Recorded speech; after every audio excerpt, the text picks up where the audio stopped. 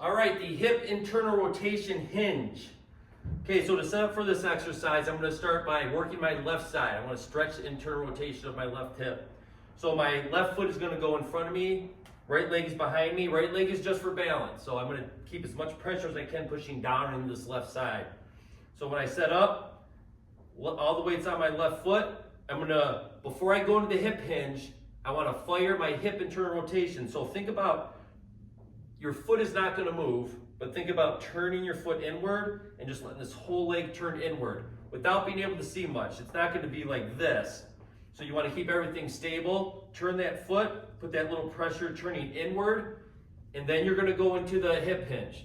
And as you go into that hip hinge, if you're firing this properly and you push back, your body, if you see how my body is kind of turning to the left, that's happening naturally. I'm not forcing that to happen. The only thing I'm thinking about is turning this leg inward.